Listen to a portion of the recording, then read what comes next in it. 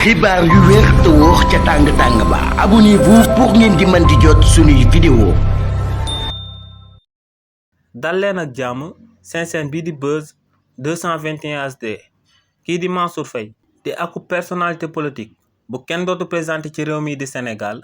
ginnaaw bañ convoqué tey Farba Ngom ca pôle judiciaire et financier daal di ko fay déglu ba noppi daal di koy mujj bàyyi mu daal di ñibbi këram kookee amal na akub réaction daal di wax que ne mbir mi nii rek la mënoon a demee ndax Farba Ngom deful woon démb dara deful tey dara te suba tamit du def dara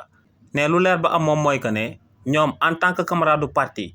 jëmale ko ci Farba Ngom dinañ ko jàppale taxawu ko ci bépp combat bu muy mëne ci réew mii di Sénégal. waaye nag ci coow loolee lu ci mot a jàpp moom mooy que ne Farba Ngom lu sabab tey ñu daal di koy bàyyi mu dem ñibbi moom mooy que ne avocat yi nga xam ne ñoom ñoo ko doon plaidel ginnaaw ba leen juge d'instruction bi jébbalee dossier Farba Ngom bi ñoom ci seen wàllu bopp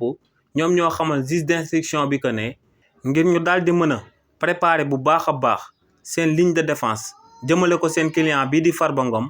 faaw ñu daal di am akub temps bu mu leen di may ngir ñu daal di toog daal di préparer seen ligne de défense boobee. sàkkuteef boobee nag avocat wu Farba Ngom yi daal di sàkku ci juge d'instruction bi da leen koo nangul li ni mel moom moo sabab